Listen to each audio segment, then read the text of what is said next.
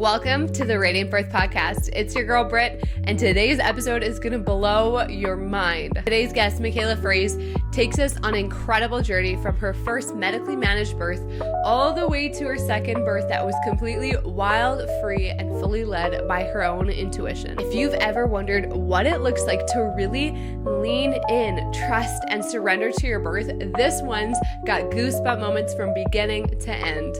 Mikaela, welcome to the Radiant Birth Podcast. I am so thrilled to have you here. Number one, in person is so exciting. And also, if you are listening today, you are in for a treat, a whole goodie bag situation. Mikaela's birth story is incredible. Your second birth going from, a first birth that felt out of control, not informed consent, all this wild stuff, to a wild and free second birth. Mm-hmm. So, Mikaela, welcome. We're thrilled to have you here. Thank you. I'm very excited. Amazing. Okay, well, before we jump in to, I don't know if you guys can see Clyde is here in the flesh with us.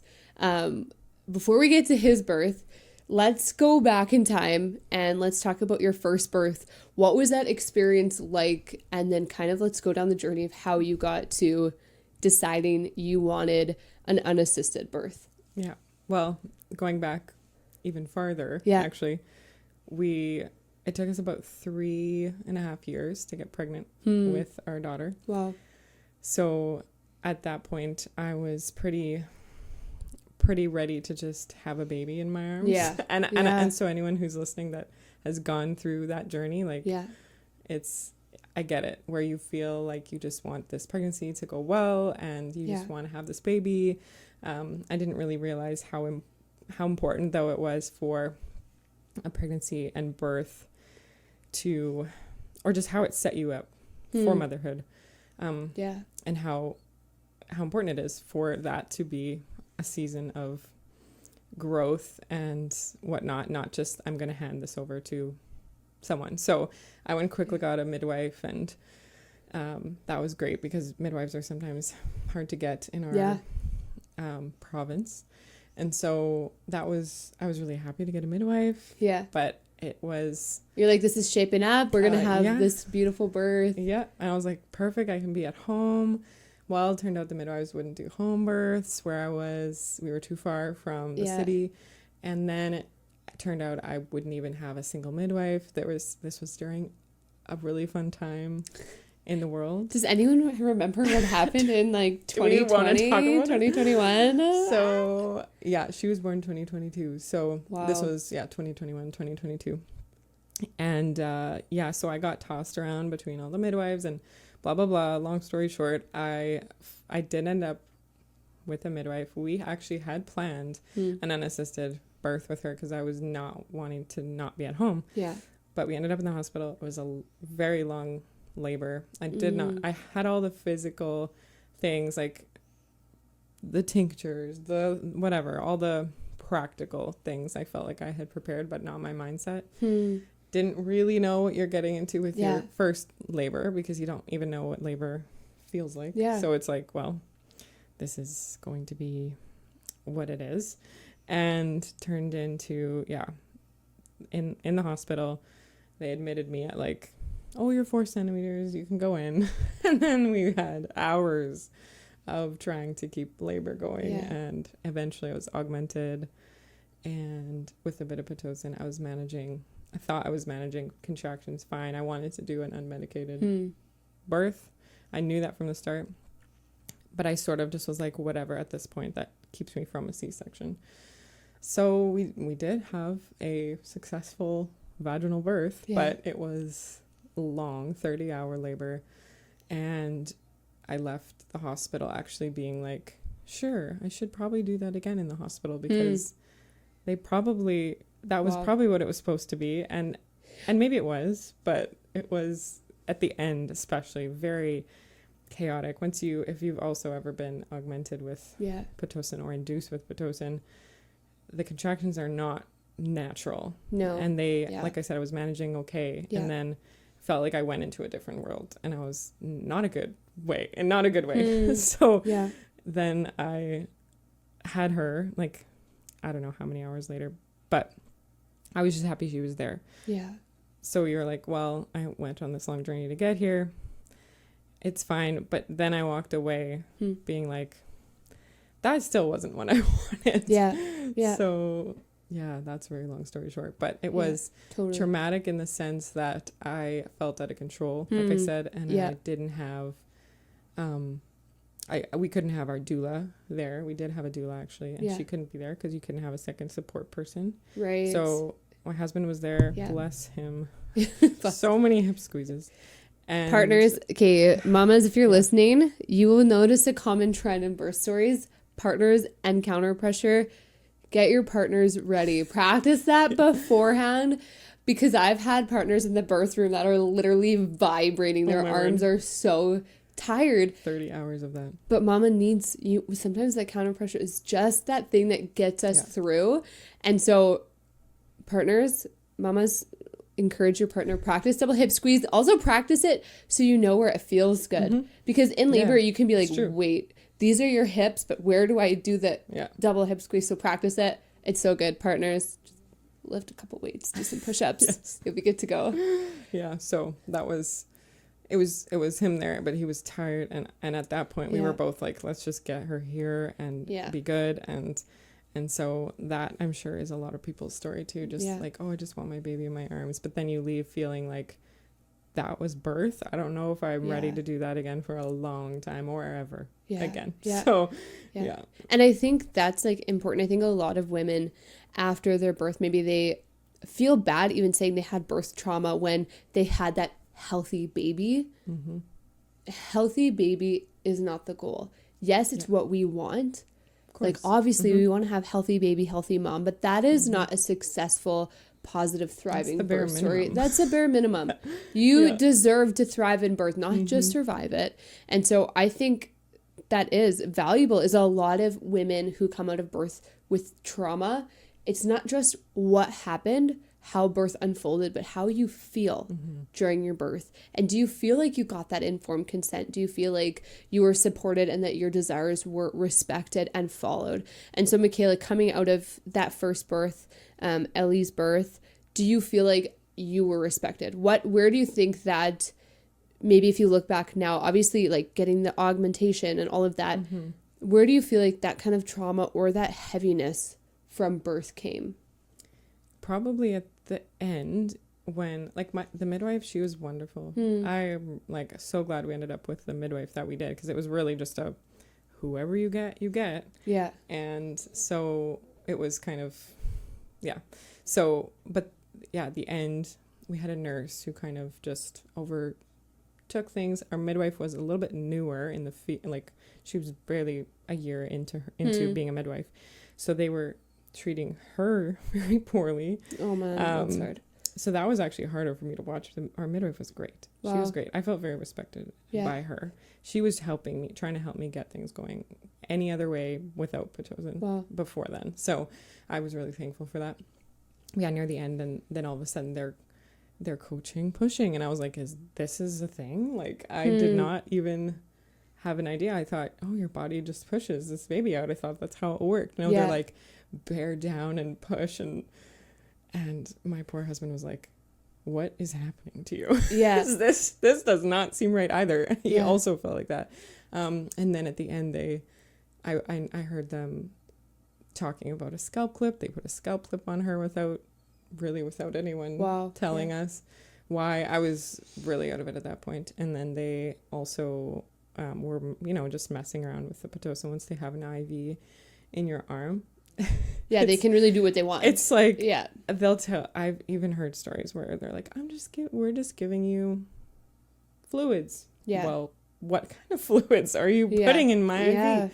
So they turned it on and turned it off, and then at the end turned it on again, and I felt like a lot of things were just done to me at the end. And that was where I was like, oh, I felt cared for in some ways, right? Because like things were cleaned up and I got help to the shower and things like that. But also then I was like, what was that?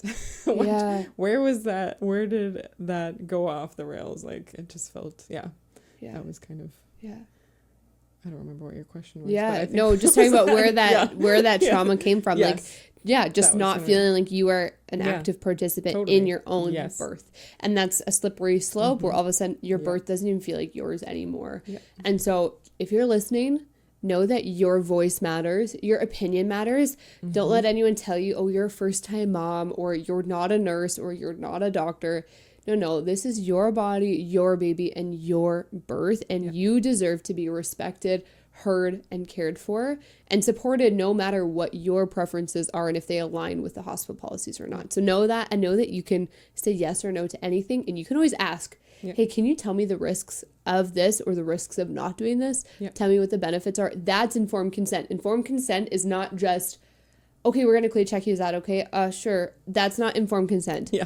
That is like the bare minimum. That is just like getting a yes to a question. That's not informed consent. And I think that's important to remember. And know, if you are like me and you want to be a good girl, you want to be a good person, a good patient, this is not the place to be a pushover. No. You matter. What you say matters. Period, exclamation mark, asterisk, you matter in your birth, and how you're treated really does matter. Yeah. Okay, so you came from this kind of gong show, hospital birth, went relatively well. Yeah. And then now you're like, okay, eventually we're ready to get pregnant again. What did that look like, finding out you were pregnant and then processing what kind of birth am I going to have? Did you think about birth between getting pregnant, or was it kind of when you found out you were pregnant? I hadn't thought about it a whole lot up until then. Like I said, after I walked out of the hospital, I was like, well, we should do that again. And my husband actually was on board with a unassisted birth, free birth, from the very beginning of my daughter, like my pregnancy with our daughter. He just kept saying, let's just do it, the two of us. And I was like, I just wasn't ready for that. And now, usually it's the other way around.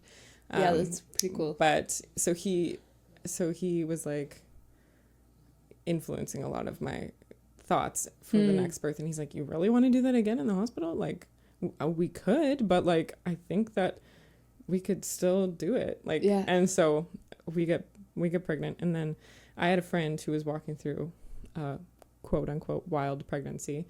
And I was watching that play out and watching her make decisions at every corner just by following her piece. And I was like, that sounds like a good idea. Yeah.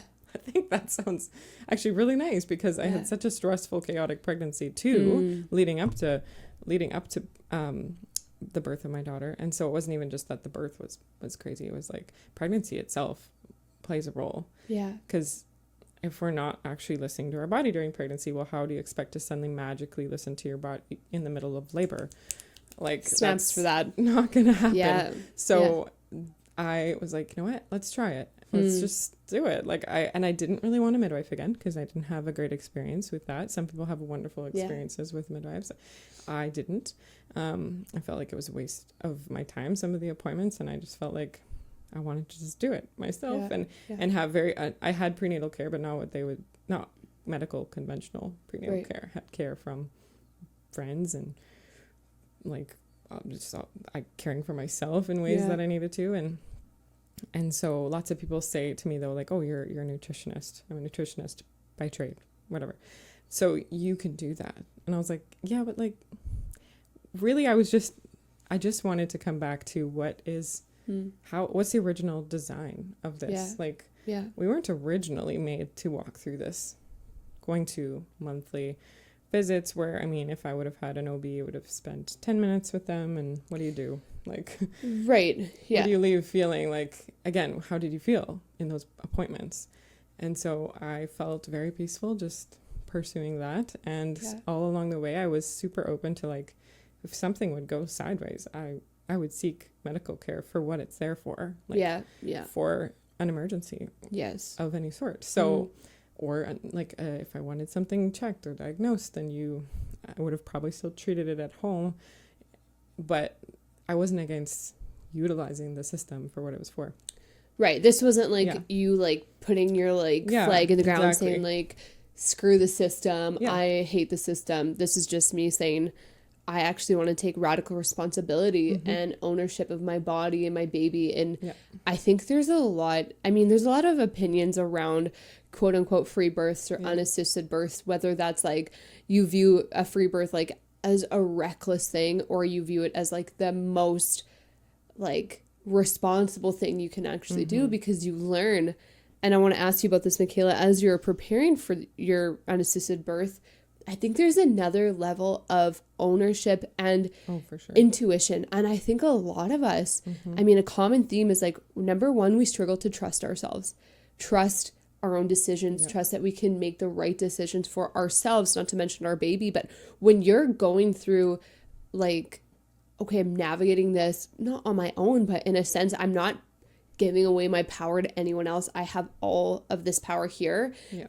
And I need to take responsibility. And you learn, and I know you share this with me, so I want to hear you share it with everyone listening today. How did you make that switch? Because it is a switch. Yeah. There is a switch from like, okay, I'm going to go to my 10-minute OB appointment. I'm going to wait 2 hours for my 10-minute OB appointment. And then they're going to tell me everything I need to know. And then I'm going to go home until my next appointment. And I mean, obviously that's the extreme on one side. But how did you switch from saying, okay, someone is going to tell me everything I need to know to I need to be so in tune that I know if something's going on? Yeah. Well, I mean, like you said about trusting your body, I didn't trust my body coming from an infertility journey, because you feel like what my body didn't do anything for me, what I wanted it to do. Yeah. And so I sort of had to just like, what's the word? Just like really ridiculous belief, like that seemed silly in my body, and just telling myself over and over again that like no, our bodies were made to heal. Yeah. Our bodies were made to, like, why would birth be created and like by God and then be like, oh, it's actually really doesn't work. It's broken. Yeah. Your body actually doesn't know how to grow a baby.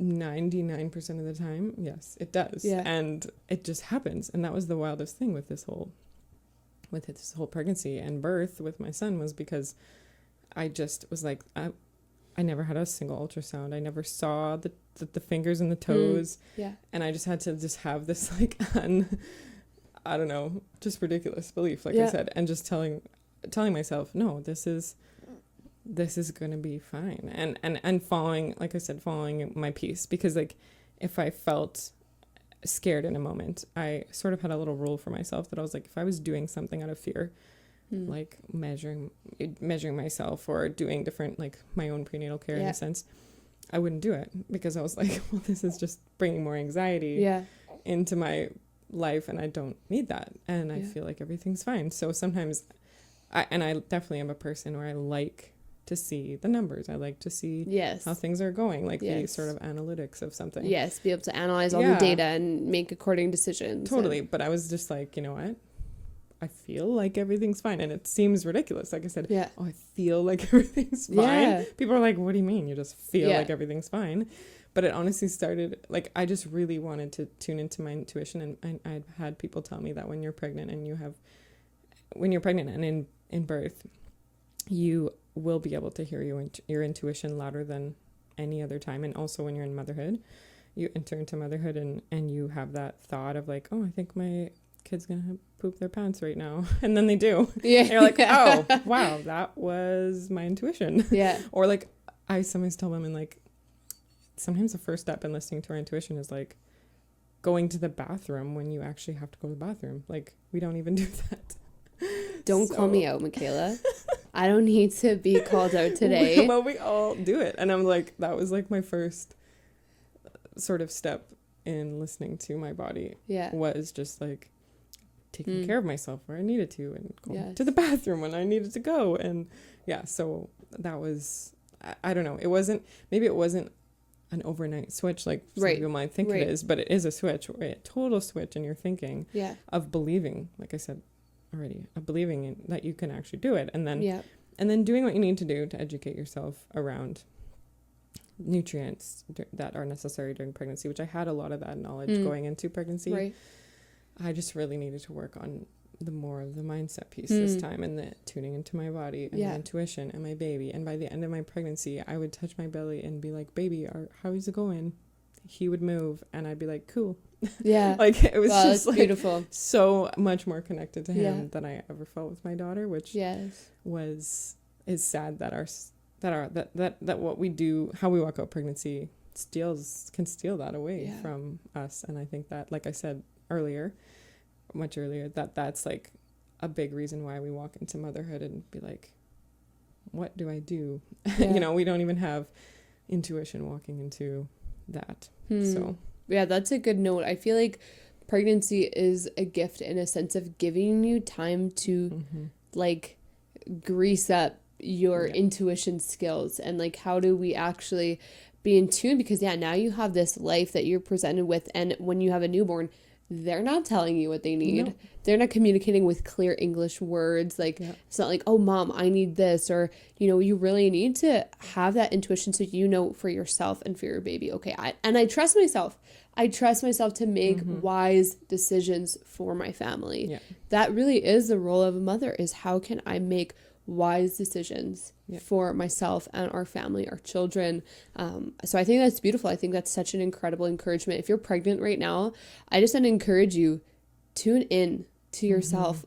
If there is something getting in the way of you trusting yourself, let's bring that out into the light. What is that? Work through that. Where did you stop trusting who you are?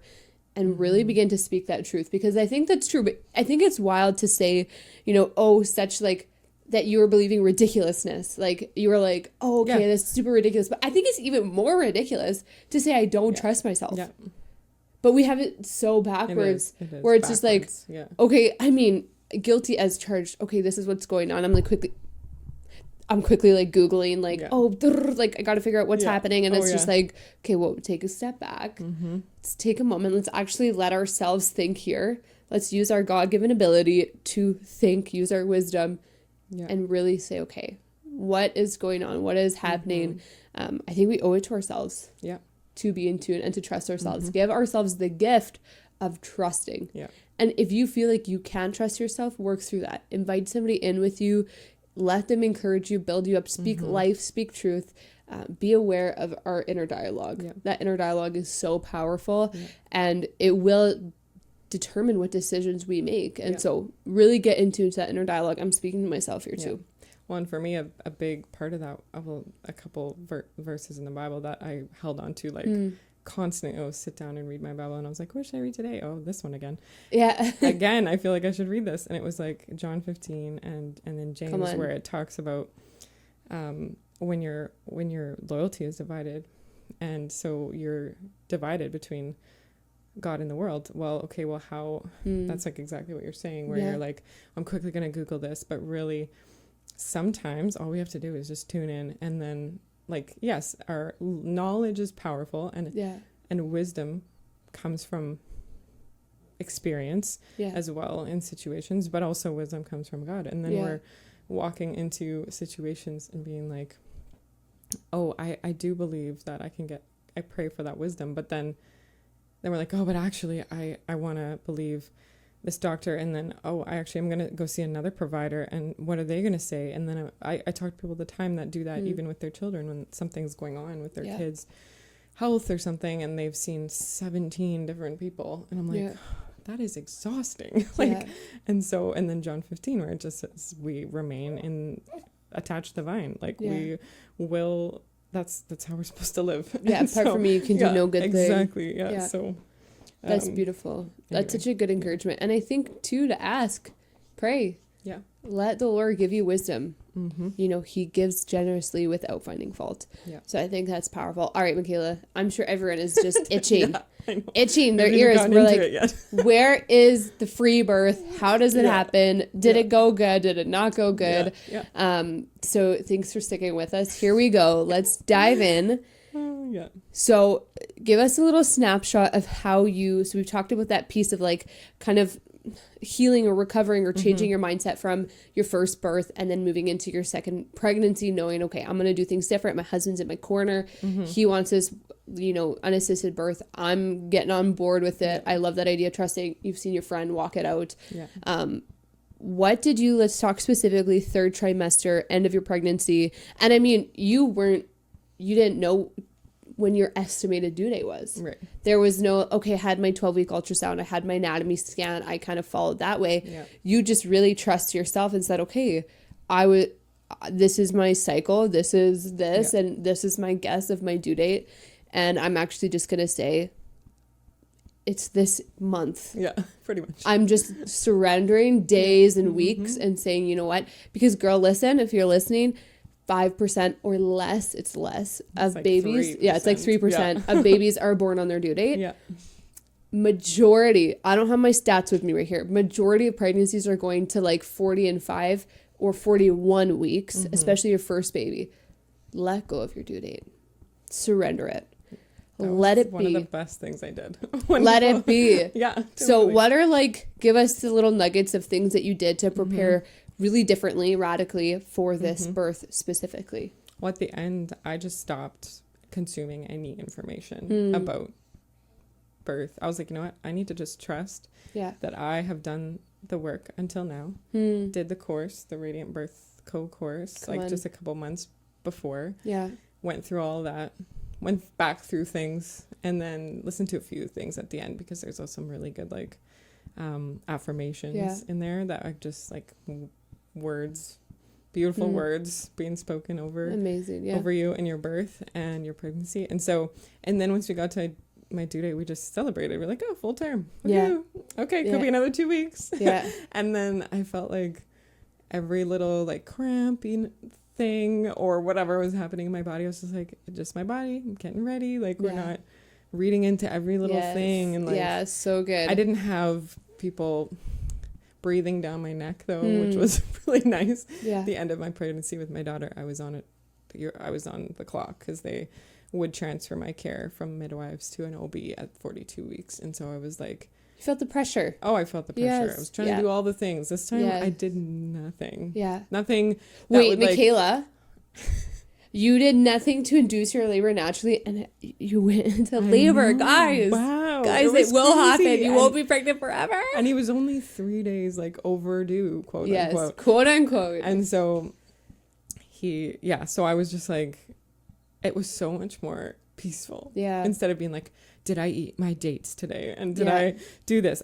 We walked a lot. I did lots of moving and stuff still. But like, I just basically every day was like, did I eat enough food? And am I rested? Because I could go into labor tonight. That was basically every day. It was like, just nourishing your body, nourishing your mind. Did I sleep? And did I eat?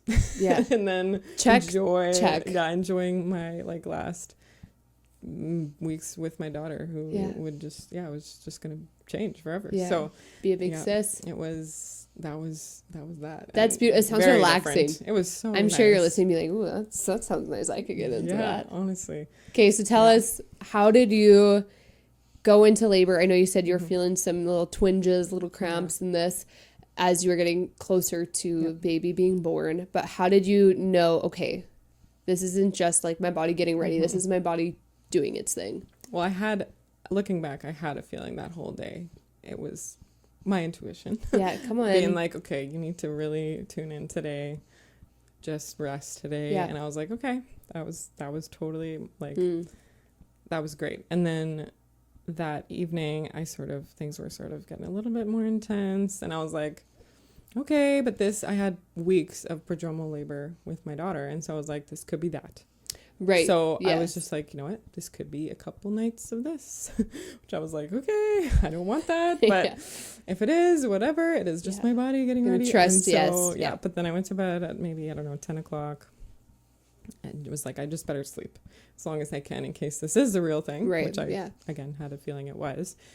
And I woke up 12:30 or something like that and was like, oh, yeah, that's a real contraction. Yes, I just knew the whole time. You were like, how's it going to feel again? You know, you know sort of how it's going to feel because you've had a baby already, but you're like, how am I going to know? Am I going to know? You'll know.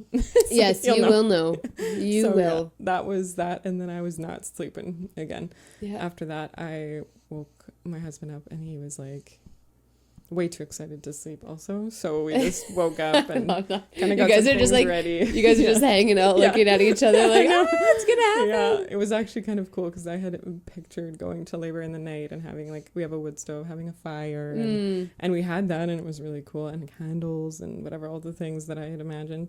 And then we were planning to for my daughter to go to her Nana's house, so we called her at 2 a.m. and she went there, and she ended up being there for a while. We'll get into that, but so that was nice because we had to get the bed ready. That was Sam's job. I had a list for him, my husband, of things that he can do to get ready for her, because he wanted to help. Of course they want to help, and he was like, give me the list. So, made lemonade. And I helped with some things too, because I was like, I feel great. Like, I'm just having contractions every, 10, 20 minutes. It wasn't. Yeah. And then they were sort of starting to pick up. And it wasn't anything regular, which was interesting, because that was the whole, you probably remember some of it too, but you were there. And so I was like, nothing's really getting regular, but I got to the point where I couldn't talk through them anymore. And then I was like, oh, okay. That's when Britt said to call her. So we were like, okay, we'll do that. And I didn't want to time them. Because I knew it was going to get into my head. Yeah. And so we called you at, 4 a.m., 3:30 maybe? Yeah, it was 3. It was before 4, because I left at like 4 a.m. I was out the door. At 5:30. Yeah, 5:30. And it was getting late out because it was May. So so you came. And then I felt like things slowed down. And I was like, oh no, this is what happened last time. And I was really, really getting in my head, because I was like, the same thing. I had doulas show up at our home with my daughter's birth. And I was like, things just stopped. And I was like, no, this is not happening. Yeah. And so I was like, you know what? Just keep doing your things. I had made yogurt the night before. So I put my yogurt away. I get there. Michaela's like homesteading, like got her a yogurt. And I'm just like, all right, girl, you do your thing. You do it. Early labor tip. Do life. Just do things. Just do life. And I wanted to, because I didn't want to feel like a washed pot either. Because no one wants to.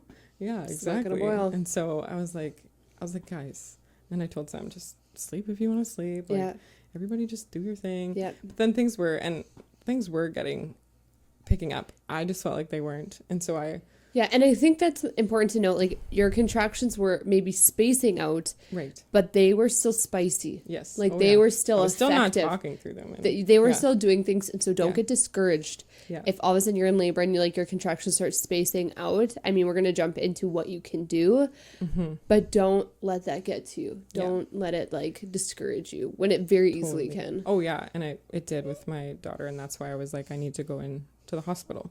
Yeah, and so I just had said to you, like, is this going anywhere or something like that? And you were like, yes, like, your contractions are getting not closer together necessarily. This just goes to show it doesn't need to be by the book. Yeah.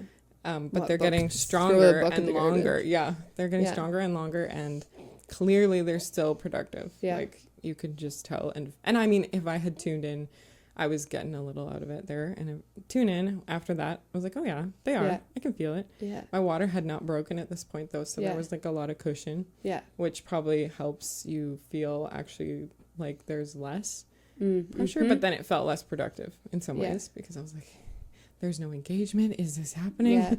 Yeah. But there was for sure, because with my daughter I had a lot of back labor, and it felt like no engagement. This time I was like moving totally different. And I actually had the downward engagement, which is productive. Like, obviously if baby's head is engaging and moving down, that's what we want. Yes. So and then you left to go have breakfast, I believe. Yeah. At like 10. Yeah. And you were like, okay, guys, there's some things you can do. Sent a little subtle text like, hey guys, I'm going to leave. Yeah. I'm going to get some coffee, let you do your thing. I won't come back until you tell me I'm safe to come back. Yeah. And I want to tell you guys another top tip, okay? Yes.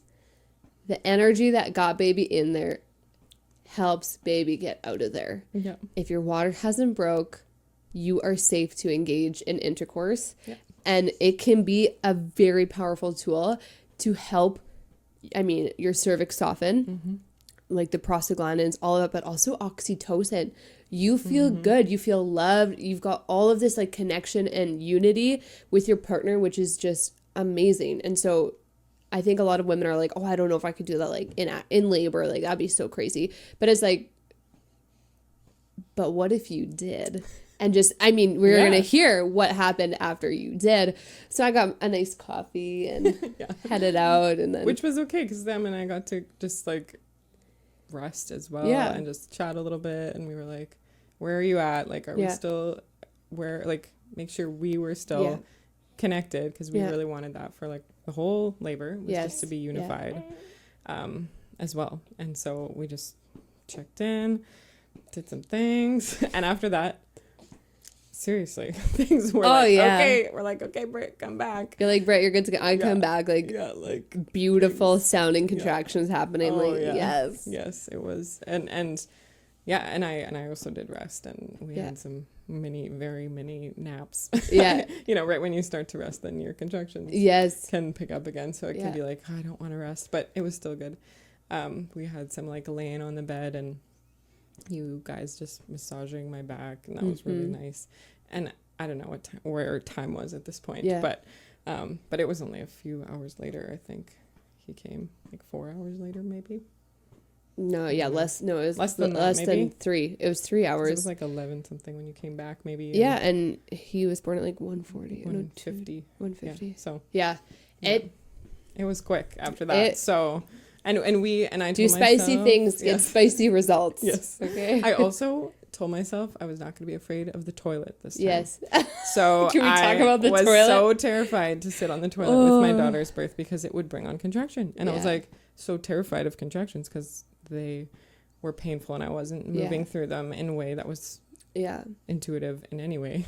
I was just stiffening up like a board. Yeah. And then this time around I was like, okay, we're going to sit on the toilet. And we did a lot. Yes. Well, not like a lot. No, you did a good amount. 4 contractions on there. 3, more. 4. Way more, Mikaela. Okay. You did a great job. I was like, because I remember partway through your labor, and I mean, if you have a doula, vet them, make sure they're awesome. But I was like, okay, I want you to move intuitively. I know how much intuition matters to you and that you have worked really hard to tune into your body and your baby, and you were moving intuitively, and just a nice, like, okay, would you like to try some positions that might pick it up again? And so we did some of those, and offering, not saying, okay, you have to go sit on the toilet, but hey, this could help. Do any of those sound like something that you'd want to do? And we we made a joke by the end of it, like you just had to step within proximity to the toilet and your contractions start because your body's like, oh man, here we go. We're going to soften and baby gets a little bit lower. Exactly. So that was powerful. I think that's a huge part of your story is intuition and movement, really moving in that intuitive way. And like, I'm sure you're going to see footage from her birth story if you go check out my Instagram, probably your Instagram too. But just watching her move intuitively, really tapping into your body and your baby. Okay, where does baby need to move? Where am I feeling the pressure? How can I lean into that, or do I need to lean out of that pressure? I think is really powerful. And so practice in pregnancy, movement. You were doing that, practicing movement that felt good, because when you're in birth, you're going to know how to move in a way that feels good, which is usually so helpful. No, it is. Movement is queen. Like, well, and if you've done all that movement, like the movements I was doing were like my stretches and my movement during pregnancy. So like I was moving in ways that would open up my lower back because that's always tight during pregnancy. And then that was how I was moving during labor, to open up my back while I was having back labor. So it was like back labor wasn't this bad thing this time. It was, because lots of people will say, oh, back labor. It was like, no, this is just how my body's doing things. And so we're going to work with it. And we're going to move in a way that helps it feel better as much as I can. Like, it's still intense, but And so we did some different positions too after, well, I guess my water broke. We'll get because so we're moving, and then, you're moving through using the toilet, over the bed, over the counter, leaning forward really felt good too. You did a lot of forward leaning of the bed, or like if you had a scarf, that would have been kind of the same thing, hanging from a scarf to like open up my back. And then I was over the table and my water broke, I was there a lot at the table. Yeah. So Yeah. totally terrified my husband because he was behind me. So he's like, what was It was that? like a little explosion. Like, oh, that was my water. And then things really picked up. Yeah, I think it was like 45 minutes Yeah. from your water breaking to baby. Yeah. And then, which was great because my water wasn't broken very long and it was clear and it was fine. All was good there. So, and then, I think you said, let's go pee one more time. And of course I got within vicinity of the toilet. And but fetal ejection was starting a little bit. Very little bit. Yeah. Like maybe your sounds were changing. Yeah. Like you were getting a little bit more downward with your sounds, breathing baby down. Mm-hmm. But no baby on, like no head, nothing on contractions happening. No, I was just leaning over the birth ball and then we did some like lunging and whatever and through some contractions. At this point they were really intense and they were quite close together. Yeah, and long. They were starting to get long. I'm sure I was in transition. And then we were moving and then going over to the toilet, which I did have to pee. Yeah. I know because later I had a huge pee after. Yeah. But so you're like, let's go pee one more time. And then I was standing by the bed, by the toilet, our one room home in our yurt. And I was all of a sudden got a contraction and so I grabbed onto my husband, hanging on to Sam. Because you were almost at the toilet and you're like, I'm gonna sit down, pee. Nope, not happening. Got Sam. Yeah. And then I don't know if he was giving me counter pressure on the back, but I was just all of a sudden like, we're not getting on the toilet. He's coming, like baby's coming. I could feel the burning and the fetal ejection reflex really starting. And that was quite something. And then gravity was obviously speeding things up because I was standing. Yeah. That was not how I anticipated giving birth. But birth sometimes just goes away one way or another. And it just goes. Totally. And the thing I look back on was like, oh, maybe it needed to happen quick at the end there. We don't know. We weren't having him. I wasn't being monitored. So I don't really know.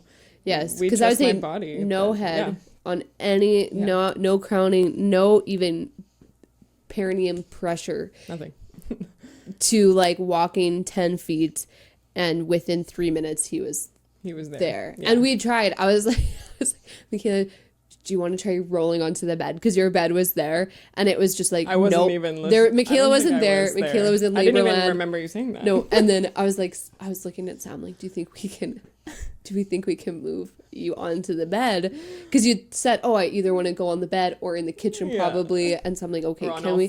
All fours, yeah. Like, can we get her onto the bed? And he's like, I think at that point he was holding like 90% of your body weight. Like he was just I can't. I was standing on like tippy toes. And he's like, So then you guys were like, I had nothing. You're like, there. Good night. Is it okay if I catch baby? Because you're like, I don't want to steal your moment. Oh, that was hard for me. Yes. But you know what? You got him. And I was like, I was really just like, somebody get him. Like, somebody get him. Somebody. I'm not catching him because I was just holding on to Sam with everything I had. And so, and then I was like, Sam, get ready. I'm like grabbing towels and whatever. Oh, yeah. She like grabbing Chuck's pads. Whatever is because we were not prepared to have. We were prepared everywhere else. Literally everywhere else in the room. And so, But no, it was fine. And we, like I said, we don't know. We don't know if he needed to come quickly for whatever reason. He did. And he did come. And he came and it was, cord was around the neck once. And that was fine. As he came out. You saw that right away. Saw it right away. Cord's there. Yeah. I mean, and this is why, like, even if you're thinking about doing an unassisted birth, research. Yes. Understand birth. Understand what you're looking for. What is a red flag? What's a yellow flag?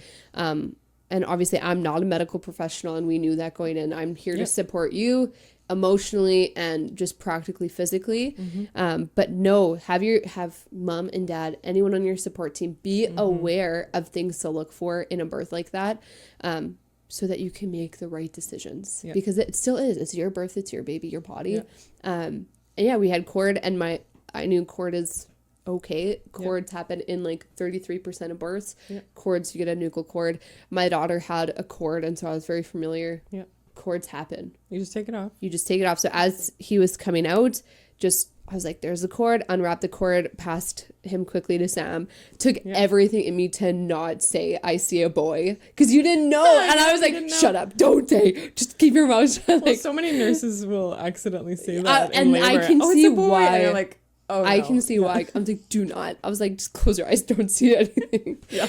But it was so funny. I had such a feeling that he was a boy that when we checked, I was like, oh yeah, it's a boy. I mean, when you not were, even surprised. when I came to your place, we were talking about what we thought, and like all three of us said boy, and you're like, everybody says boy, and so it was just cool that that was it cool. was a boy. And so, okay, take us through that moment. You are warrior queening this baby out, like, oh my word, literally, you were like standing, birthing your baby. Sam brings him up, passes him to you, and you're like, sit down. This triumphant moment, like literally triumph, like, oh yeah, because we had relief. No thought that this baby was coming out going to the toilet, like that was just not even in our brains.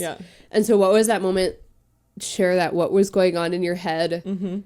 You've got him, but I mean, you didn't even know it was a him yet. What was that all like? Well, probably because the whole pregnancy I said I hadn't had ultrasounds.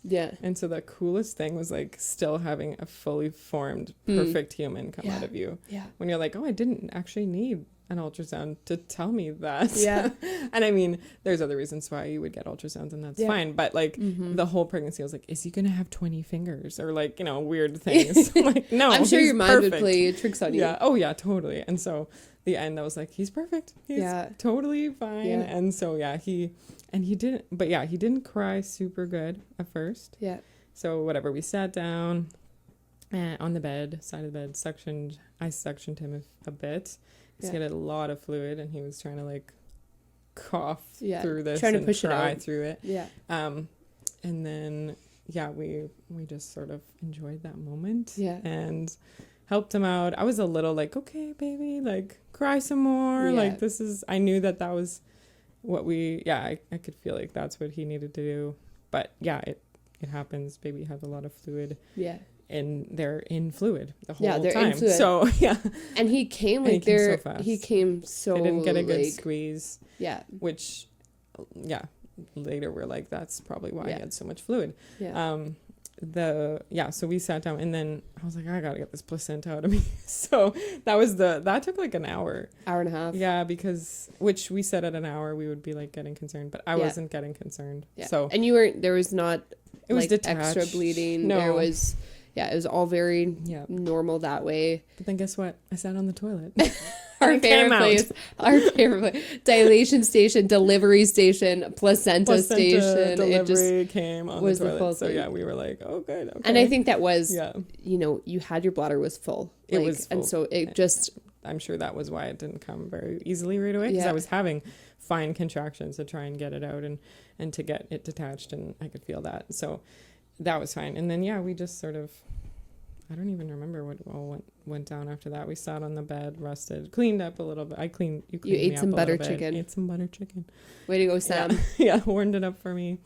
And then we were just enjoying a few hours. And then he was really sleepy. He wouldn't really eat.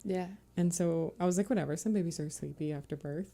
It's normal. Rightfully so. Can be. Yeah, totally. Went through a lot of work. Yes, exactly. And so we were like, no, like, the first thing was like his fluids being very mucousy and whatever fluids. And so we were like, okay. And I was sort of keeping that in the back of my mind, but also was like, okay, I just don't want to make something a big thing that's not a big thing. But then I think it was missing 2.5 hours, 3 hours. You were like, okay, his chest is retracting now. It wasn't at the start. So he was really struggling just to breathe at that point. Laboring. Because he was breathing, but he definitely was working. Like he was labored. And he wasn't like, he was like, babies are limp, but he was quite like, he was getting pretty limp. And so we were like, oh, is it sugar? But I was like, well, he's had some colostrum now. Like I hand expressed into his mouth, but I also didn't want him to aspirate colostrum to have more fluid in his lungs than he already had. And so and then I later looked back on like the one birth book that I really liked, because it was quite practical but really just like straightforward. And also she was like, there's wisdom in like her words rang through my mind in that moment. There's wisdom and power actually in seeking out medical help when you need it. Yeah. And she So also true. had a, what's a red flag for babies breathing after birth. She had all the different red flags, all the different, like, laid out in the book. And he had, like, all three things going on. Like, not so much mucus, retracting of the chest, and he was turning, like, blue and white. And so we're like, I was like, something's not right here. Yeah. So, Sam had just come back because he was actually getting water so I could have a bath because we call our water. And he was like, I don't know, like, maybe it's okay. And I was like, I don't know if it is. And he was like, well, like, you decide. Like, he wanted to wait it out, and we had. Yeah. And so I was like, we've waited it out. Let's call. And if we call EMS and we know, they tell us, like, everything's good. Yeah. Then we're good. Awesome. Like, great. Then awesome. Yeah. If they tell us, we give him some oxygen and it's just enough for him to be okay, then great. But at that point, it had been a while, and I'm sure that, I don't know. We don't know what it would have been like if he had gotten that right away. But at this point, they came, and thankfully it was people that I didn't know. Small town. Yeah. Like, is it going to be so-and-so that comes to my house, and here I am on my bed, like, with my baby? And I mean, it wouldn't have mattered in the moment. But they did check his, like, give him some oxygen, watched his levels, and they kept dropping when he would take away the oxygen. So we were like, they're like, you should probably bring him in. Yeah. And so we went in the ambulance so that he could stay on oxygen. Yeah. Which was, I didn't feel comfortable going in the vehicle after that, knowing that he wasn't getting proper oxygen to his brain. And so he had been on the cord, like, we only cut his cord. It had been a while. Yeah. So he had oxygenated blood going into his body for longer than most babies would in a lot of situations. I know a lot of more people are doing delayed cord clamping, but I'm glad we could just do that as long as possible. And then, we went in. That was honestly probably the worst part of all of it, was the emergency room of, like, the worst part of our hospital experience. Right. Because, a baby's coming in that isn't breathing very well. Yeah. There's, like, how many doctors and so many nurses, and nobody really knows how to do a little baby. And in a hospital, it's not equipped with pediatrics, like neonatal. Yeah. Like, this is not, like, their specialty. Smaller town hospital. Still a big hospital, but not big enough. Yeah.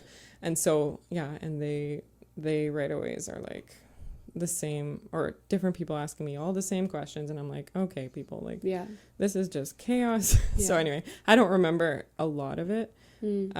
As I was already pretty tired at this point too. Yeah. But I just remember you being like, okay, go, like, you showed up, Sam showed up, and because I had gone in the ambulance, and then my dad showed up because he had seen the ambulance on his way home from work, leaving his home. So we live on my parents' property. So it was like, he's like, what's happening? So he followed the ambulance to the hospital, and Sam was like, we're okay, like, nobody's dead, like, this is what's happening, so getting the lowdown anyways. And so, and you're just like, the thing I remember out of all it was like, just go touch him.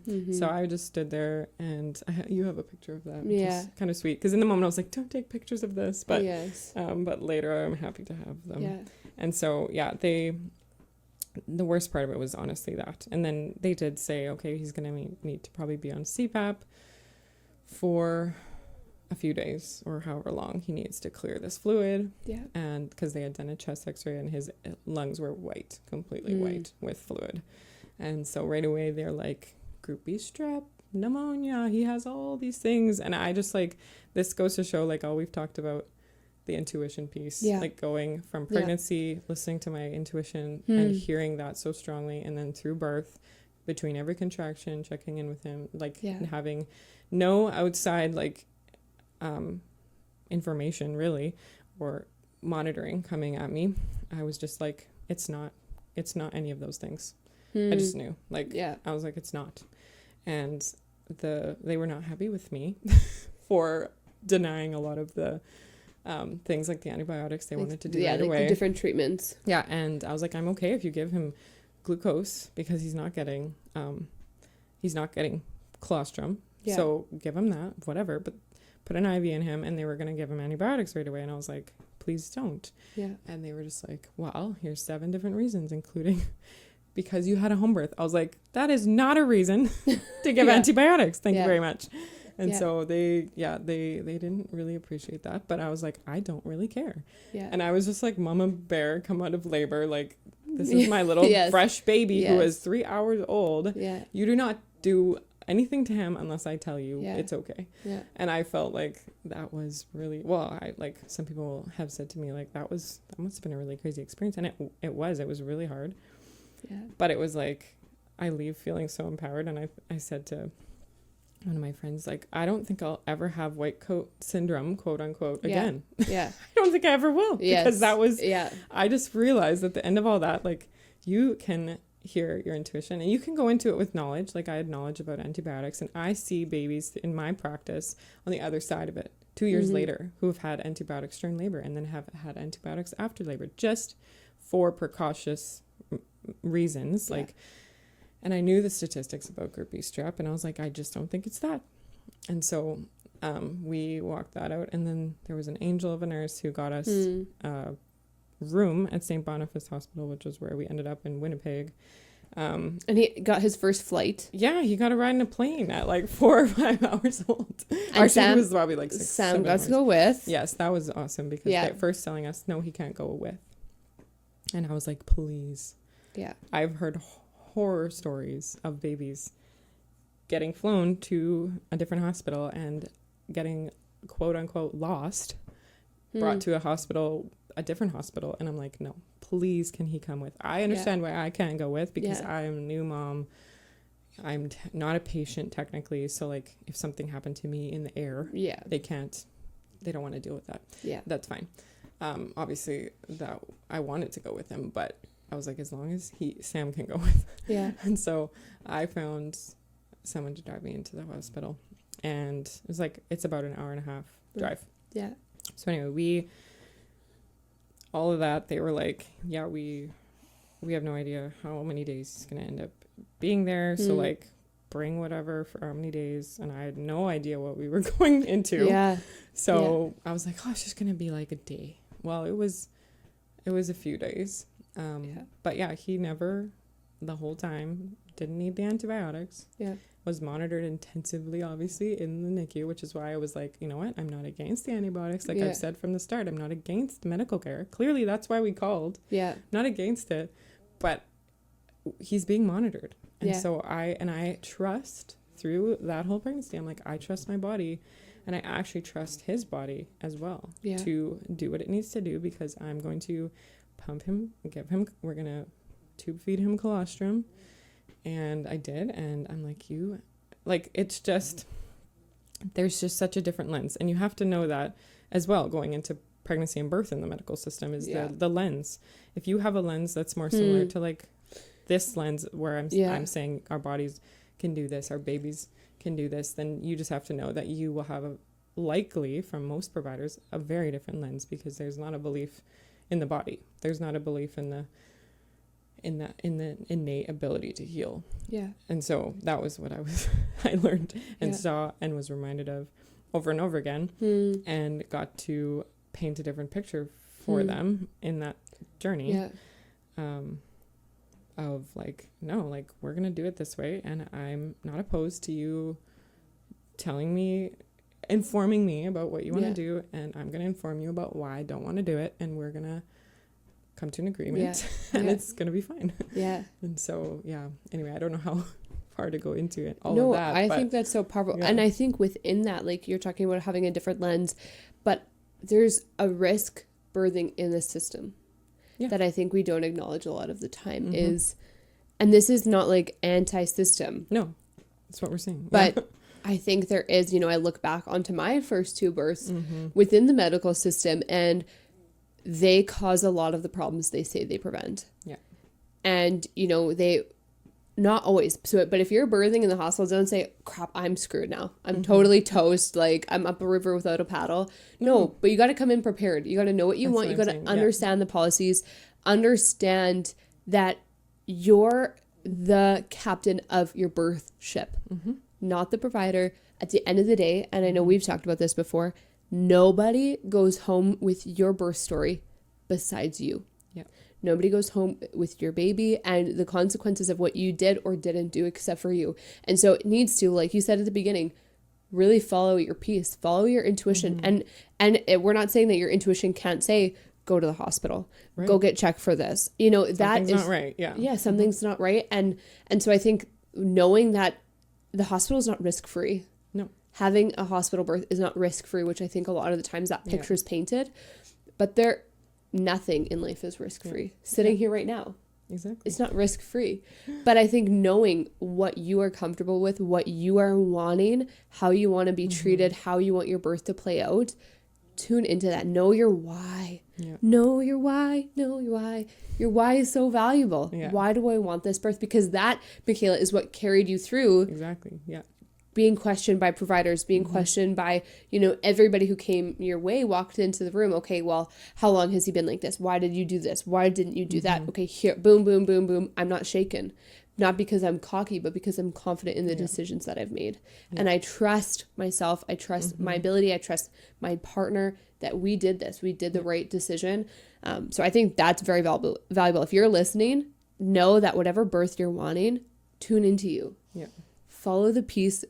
Follow where you feel peaceful. Like, don't let other people make the decisions for you.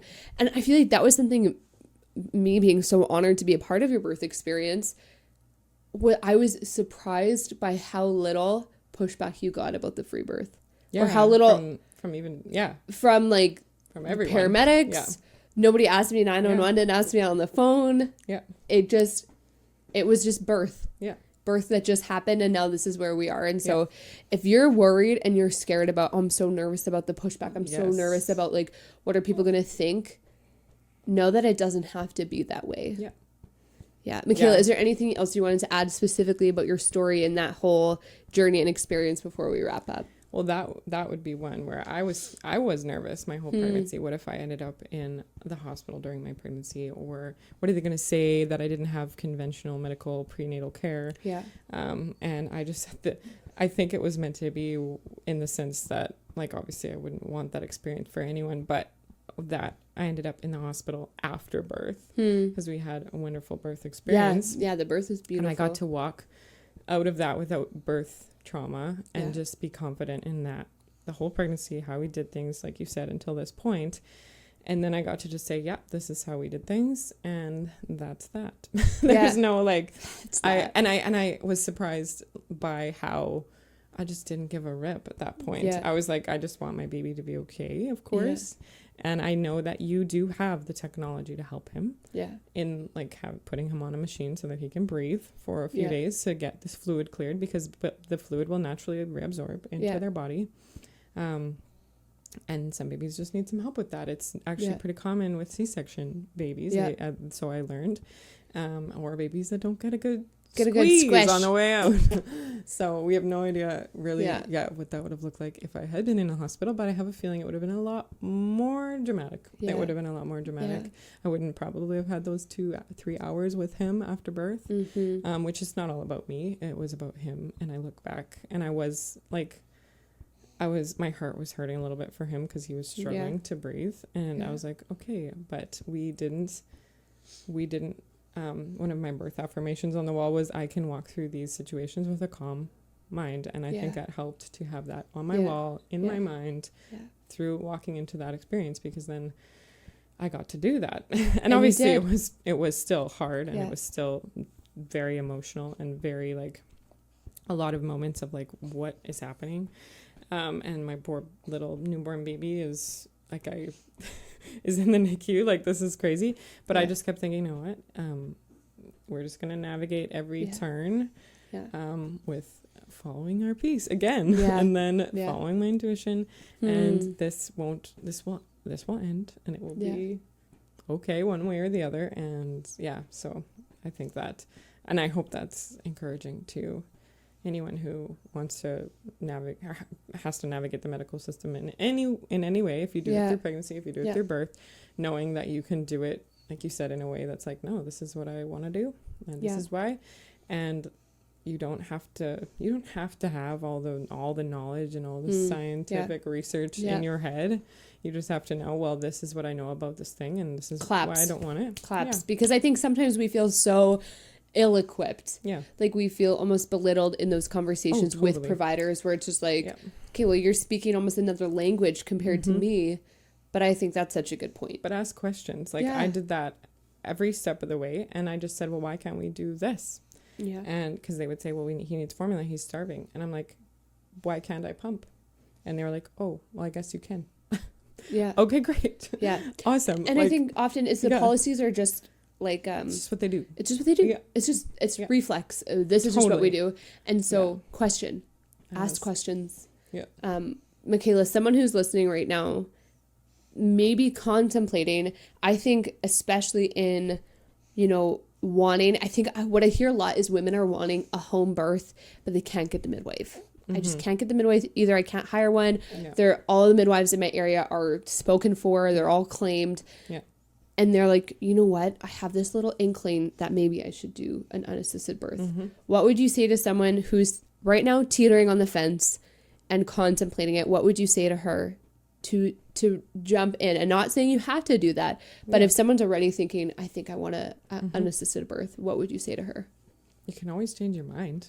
Come on. Yeah, that's good. You can always change your mind. Like the whole time I was like, I can always just decide like I want to go. Yeah. Cause like when we said this at the beginning, like we were talking beforehand about like, what do we call it? Free birth or unassisted birth? Yeah. Cause the term free birth has gotten some interesting, it's associated with some interesting things. But it's not, when we're saying free birth, we're sort of giving this implication that you've been bound in birth. Right. But you never were bound. You can do this however you want. Yeah. You can do it at home. Yeah. If it happens at home and everything's good. Like obviously we hold the tension of like birth does just happen, but also like our society has put so many different ideas in our head about birth that we do need to do the mindset work, I believe. Yeah. Or stepping away from that, however that looks for you. But yeah, you can always change your mind. Yeah. You can try and walk it out. However, following your peace, like I said the whole time in my pregnancy, I was like, I can always change my mind. I don't have to do one thing or another and feel like, oh, the pressure, like to do this or whatever. If you want to walk into that hospital and have a baby with no provider, you can. Yeah. Or if you want to stay home and do it there, be prepared for that too. Yeah. But that's awesome. Either way. How could she get prepared? What would be like your top tips for, hey, this is how you can be prepared, whether it's a free birth or you just want to have an intuitive birth? Because I think that is your story. It's not this free risky business, like risky biscuits. This is, I want to have an intuitive, empowering, confident birth. What would you say to her to prepare? What is your top encouragement for that? Yeah, like I didn't do nothing for sure. I would say do the mindset work. Like obviously there's a lot, like we did have a lot of practical things to get together for birth. Like I said, like Chuck's pads and sheets and all the logistics, like all those logistics. But once that's out of the way, just do the mindset work. You have to, and it will work. It will pay off. It will absolutely pay off. And then have people in your corner, because it's so many. Like I didn't really allow for it this pregnancy for anyone who wasn't like, I didn't engage in much conversation with people if they were going to spill their traumatic birth story in my, to me. I just had people in my corner that were like, I'm so excited for your birth and I can't wait to hear how it goes. And you were just like, oh, okay, I can do this. Like, because only you can birth your baby. Yes. No one else can do it for you. No one's going to save you. No, you have to do it. Either way, whether you're in the hospital or whether you're at home. So just take control of that and believe in yourself. Because if one way or the other, wherever you're doing it, you just have to believe that you can do it. That's so powerful. Yeah. Amazing. Mikaela, thank you so much. Honestly, I think everybody listening right now has been incredibly blessed by your story, by your journey of working through what you want for your birth, leaning into your intuition, trusting yourself, trusting God of how he designed you. And if Mikaela's story is stirring something in you and you're like, I like that. That's magnetic to me. I want to know more. You can go follow her on Instagram. She's got reach out to me. Amazing. Reach out. But know that a confident, intuitive birth is for you, that it is well within your reach. You've got this, mama. I'm cheering you on.